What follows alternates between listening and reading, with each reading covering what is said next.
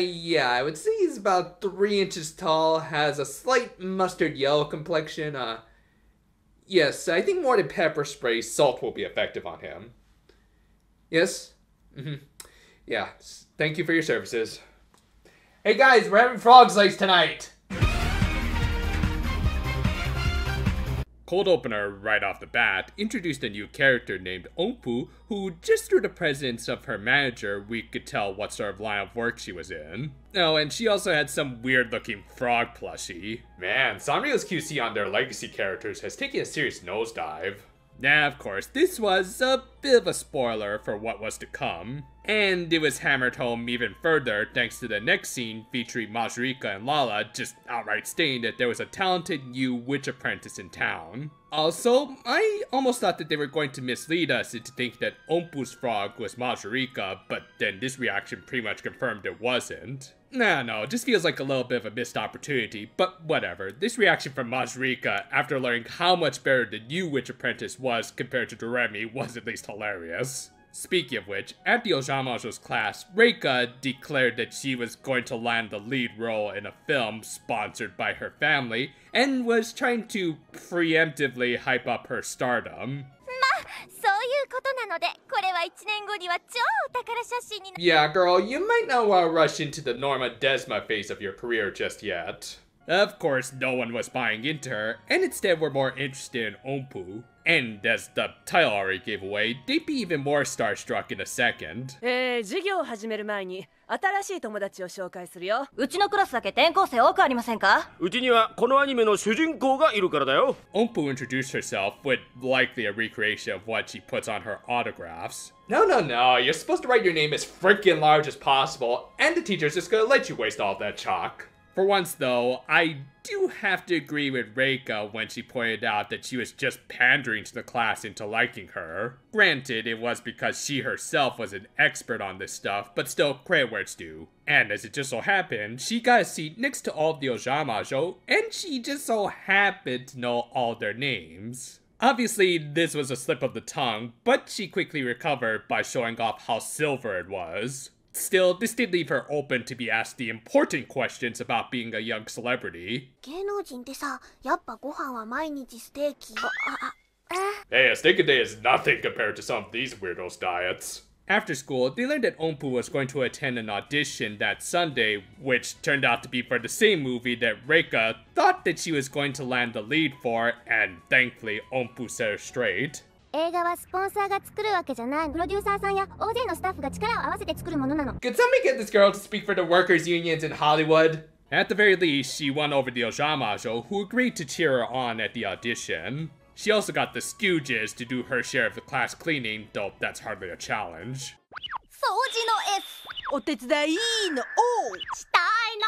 Y'all represent a very different kind of S word.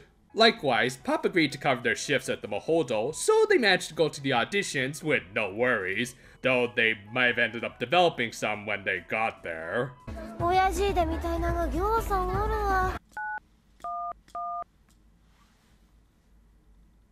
Yes, it's me again. Wanting to encourage Ompu in person, Doremi more than likely went into a restricted area, and as a result was mistaken as an entrant for the auditions. Still, she decided to go with it, figuring that she could use it as one of the many backdoors into stardom. Granted, things didn't initially work out when her Gundam impression didn't go over, but I think she did a good Goofy impression. Inhale. A word should be said of the functions of respiration. Exhale! From there, they had her ad-lib a scene of her favorite activity, which of course was eating steak. This was followed by Reika, who tried to cheat her way into the role. Reika, 頑張るんだぞ. Hollywood in a nutshell. We also got Ompu's audition of her playing a flute that we couldn't hear and just had to take Aiko's opinion for it. I mean, maybe the BGM was meant to represent it, but it would have been nice to at least hear something different. Anyway, the auditions proceeded after some eliminations.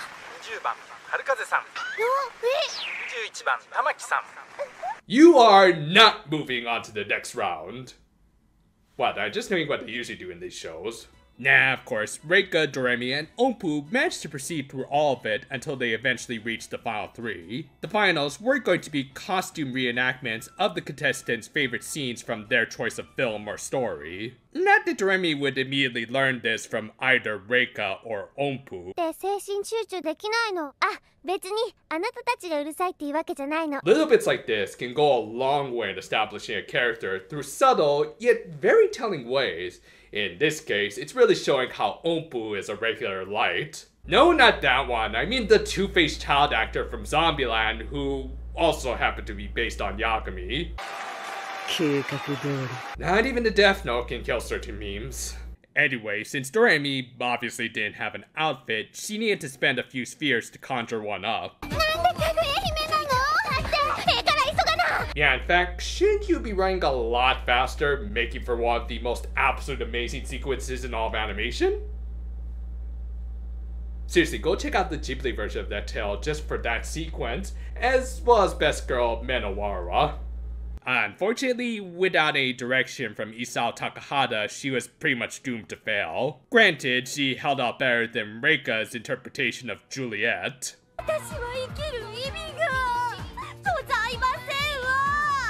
I think I saw this version in Hot Fuzz.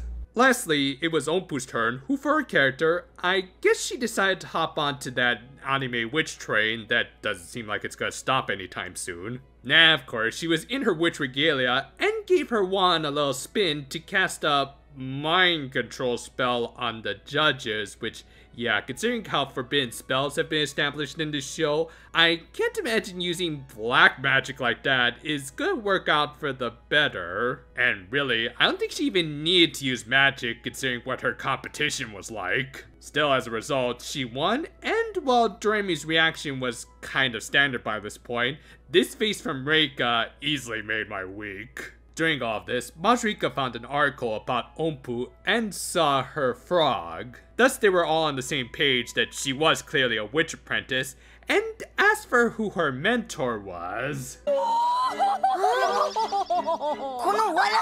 Oh goody, I was just starting to fully regain my hearing. Still, at least we could all enjoy the fact that Majruka had been reduced down to a slimy amphibian. With that, the episode ended with her revealing that she was the president of Ompu's agency and intended to use her earnings to fund her campaign to becoming the next witch queen. Personally, I would say that's kind of low-tier evil for Hollywood standards.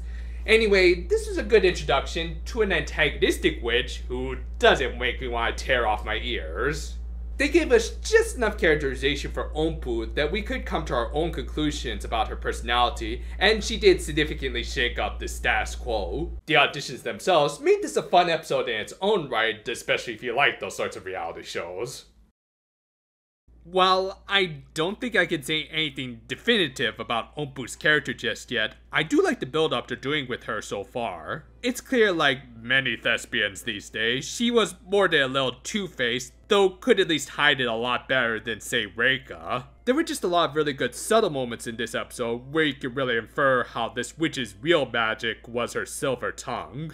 Now, that's not to say the blonde rich girl was underwhelming. In fact, I would call Reika the real star of this episode, as this was probably one of her funniest episodes so far with her antics of trying to become the lead. She and Doremi definitely made the auditions a lot more entertaining, even if they weren't going to win any awards anytime soon. In fact, I would say Ompu was actually the least interesting contestant, as unfortunately, due to the format of this montage in the middle, we weren't afforded the ability to actually hear or see her talents, and while she was going to win out in the end thanks to her spell, it would have been nice to see how she got to the finals without it. Still, on that note, considering that mind reading was a restricted spell, I can't imagine full-on brainwashing being any less than forbidden, especially when you factor in the unethical implications of it. Also, yeah, I love how all of this has been organically built up to and is clearly going somewhere. So overall, this was a very entertaining episode on its own,